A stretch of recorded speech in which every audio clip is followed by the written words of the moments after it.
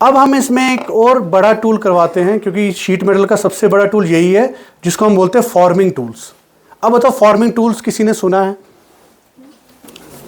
Forming tools कभी सुना है? हाँ जी बताओ। सर वो क्या होता है कि हम फॉर्मिंग टूल का यूज करते हैं, हाँ, तो उस टूल का शेप कहीं ना कहीं उस वर्कपीस में आ जाता है। ठीक है, हाँ वो भी सही है, ठीक है ना। तो फॉर्मिंग टूल्स हम उसी को कहते हैं।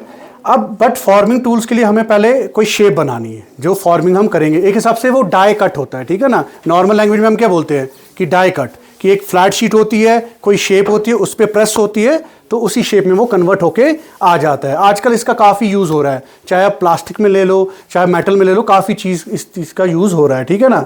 अब सबसे पहले मैं क्या करता हूँ, यहाँ पे मैं सिलेक्ट करके डिलीट करता हूँ, और यहाँ पे मैं क्या करता हूँ, इसको स्केच को सिलेक्ट करके डिलीट करेंगे, यहाँ पे मैं फ्रंट प्लेन ले लेता हूँ, ठीक है।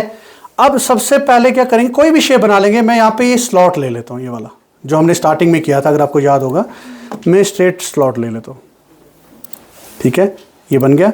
अब इसकी डायमेंशनिंग कर लेते हैं हम, स्मार्ट डायमेंशन, ये देखो, इसको कर लेते हैं 100, हो गया।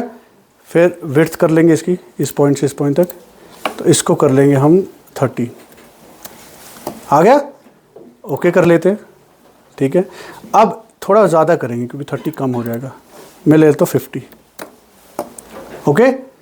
और इसको मैं शीट मेटल दे दूंगा, या हम एक्सट्रूड करेंगे नॉर्मल, वो भी बताऊंगा अभी।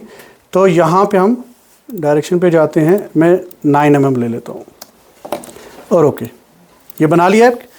अब इसके ऊपर एक और शेप बनाएंगे, इस फेस को स्केच करेंगे, यहाँ पे इसके सेंटर में हम बनाएंगे, ठीक है, यहाँ पे। तो सबसे पहले मैं एक तो इसका सेंटर लाइन ड्रॉ करूँगा, ये देखो। ये अगर आपको सेंटर लाइन निकालना है तो इस तरीके से निकाल सकते हो। क्यों? क्योंकि मैंने ओरिजिन के साइड पे स्लॉट डिज़ाइन किया था, तो सेंटर पॉइंट क्या हो गया, लेफ्ट में मूव हो गया। अब डिज़ाइन तो बन चुका है, तो हम एक सेंटर लाइन का एक बीच में क्रिएट करेंगे ताकि हमें एक सेंटर पॉइंट मिल सके, ठीक है ना। तो यहाँ पे मैं क्या करूँगा, रेक्टेंगल या स्लॉट का यूज़ करते हैं इस बार, सेंटर पॉइंट ले लेते हैं, ये देखो, और ये देखो सेम आ रहा है, ठीक है। अब इसकी डायमेंशनिंग कर लेते हैं, तो इसको ले लेते हैं हम 60, और इस पॉइंट से इसको ले लेते हैं 30, ठीक है, हो गया। अब इस लाइन को मैं डिलीट कर लेता हूँ, इसका यूज़ नहीं इतना। अब इसको मैं एक्सट्रूड कर लेता हूँ, आ गया इसके ऊपर एक और डिज़ाइन, ठीक है, ओके करेंगे, ठीक है। फिर अगर और भी डिज़ाइन बनाना वो भी आप बना सकते हो, मैं इतना ही रखता हूँ, ठीक है ना। और थोड़ा बहुत हम शेप डिज़ाइन थोड़ा परफेक्ट कर लेंगे या थोड़ा एनहांस कर लेंगे फिलेट कमांड देके, ठीक है। ये ज़्यादा हो गया फिलेट 10 mm का, मैं 4 mm का देता हूँ, 4 भी ज़्यादा, ये 3 mm देता हूँ, ठीक है ना। ओके करेंगे तो ये देखो आ गया परफेक्ट, ठीक है ना, आ गया। अब यहाँ पे मैं क्या करता हूँ, एक होल टाइप बना लेता हूँ यहाँ पे, वो भी ज़रूरी है हमें। इसको मैं स्केच कर लेता हूँ, 2 होल्स बनाएंगे। होल्स मतलब एक यहाँ पे सर्कल में बनाता हूँ, यहाँ पे हम डिज़ाइन कर लेंगे, ठीक है। अब इसका डायमेंशन हम ले लेंगे, 15 ही रखते हैं, ओके। और इसको सेंटर पॉइंट लेके मिरर करवा देंगे, ठीक है ना, क्योंकि अब हमारे पास कमांड है तो हम उसी का यूज़ करेंगे, सेंटर टू सेंटर डिज़ाइन करेंगे, ओके। अब यहाँ पे क्या करेंगे, इसको मिरर, तो mirror entities to mirror, select the entity, mirror about, तो मुझे इस लाइन से उसके थ्रू मिरर करवाना है, ठीक है ना। अब यहाँ पे मैं क्या करूँगा, इसको एक्सट्रूड करवा देता हूँ, वो देखो हो गई ये भी एक्सट्रूड।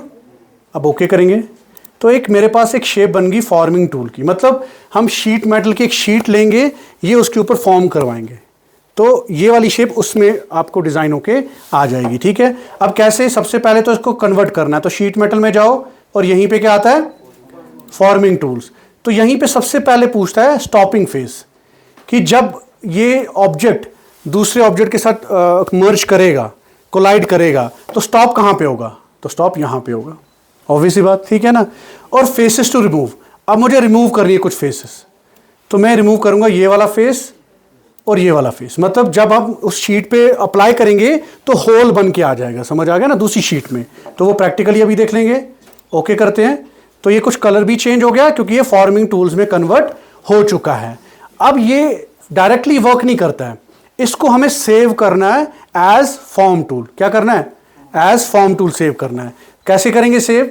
यहीं पे आता है सेव एज, ये खुद ब खुद ओपन होना चाहिए, ठीक है ना। यहाँ पे मैं फॉर्म टूल ले लेता हूँ, ये देखो आ रहा है फॉर्म टूल, तो खुद ब खुद आ गए। ये देखो फॉर्मिंग टूल्स फोल्डर आ गया, तो यहीं पे मैं रखता हूँ, नाम रख लेते हैं new12, ठीक है। ओके करेंगे, हो गया यहाँ पे क्रिएट।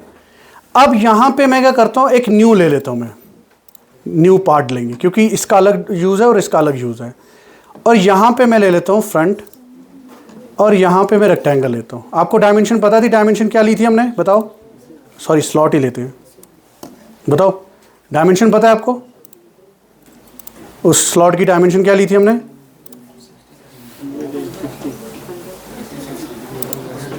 बताओ बताओ। 100 और, ठीक है ना। मैं इसमें ट्राई करता हूँ, ठीक है ना। और इसको शीट मेटल दे देंगे। देखो आ गया शीट मेटल, ये देखो आ गया। अब यहाँ पे मुझे जो मैंने फॉर्मिंग टूल का ऑब्जेक्ट बनाया है वो इसके ऊपर अप्लाई करना है। क्या करना है? इसके ऊपर अप्लाई करना। वो कैसे होगा? उसके लिए आप राइट साइड में आ जाओ, जो हमारे पास अपीयरेंस एंड लाइब्रेरीज के ऑप्शन है, वहीं पे एक फोल्डर आ रहा है फाइल एक्सप्लोरर नाम से, ठीक है। ये यहाँ पे जाएंगे हम, डिज़ाइन लाइब्रेरी पे जाएंगे। एक मिनट रुक जाओ, मेरे को ये देखो आ रहा है, और यहीं पे क्या आ रहा है, और यहाँ पे किस नाम से रखा था हमने? new12। देखो यार है। अब इसको मैं एक सिंपल मेथड में समझा देता हूँ। सिलेक्ट करके ड्रैग कर लेंगे। अब देखो क्या डिफरेंस आ गया यहाँ पे, क्या हुआ बताओ, क्या हुआ? हाँ जी, नहीं साइज का छोड़ दो ना, साइज तो है ही, ओरिएंटेशन भी इसकी डिफरेंट होगी, ठीक है ना। अब पोजीशनिंग से तो चेंज कर सकते हैं कि कैसे आपको चाहिए, ठीक है ना, बट वो थोड़ा लेंथी प्रोसीजर हो जाता है परफेक्ट वो चीज़ें करने में। तो हम क्या करेंगे, यहाँ पे इसको मैं दूसरे को ट्राई करता हूँ, वो भी सारे वर्टिकल आ रहे हैं। एक मिनट को मैं फिर नए से क्रिएट करता हूँ इसको, ठीक है ना। इसको मैं डिलीट कर लेता हूँ, यहाँ से राइट क्लिक, एक मिनट एग्जिट स्केच, न्यू ही ले लेते हैं क्योंकि एरर नहीं आना चाहिए। तो यहाँ पे देखते हैं, मैं क्या करता हूँ, वही सेम चीज़ बनाएंगे, स्लॉट ही बनाएंगे हम, ठीक है ना, ताकि एरर ना आए हमें। ठीक है, एक मिनट रुक जाओ, मैं सेंटर पॉइंट लेता हूँ, स्ट्रेट स्लॉट, इस सेंटर को लेंगे, तो ये देखो, ठीक है। तो हमने कितना लिया था? 150 लिया था आई थिंक। गुड, ठीक है। और इस पॉइंट से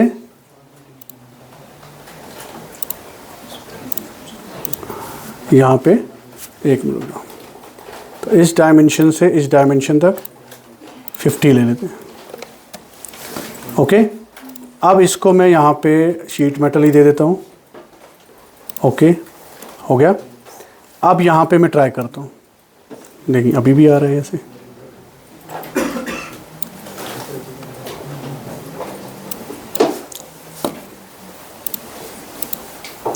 इसको 0 कर देते हैं, ठीक है।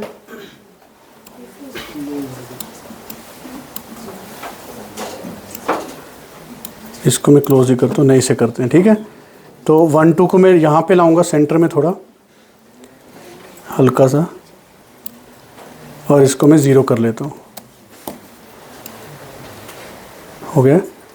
पोजीशनिंग भी कर सकते हो आप, बट पोजीशनिंग में थोड़ा बहुत हमें क्या करना है, रफली आ जाता है थोड़ा ना, तो अरेंज करना थोड़ा मुश्किल हो जाता है। तो इसको मैं ओके करता हूँ। तो यहाँ पे बोलता है form tool overlapping with other form tool, try repositioning. तो इसको पोजीशनिंग हमें करनी ज़रूरी है, ठीक है ना।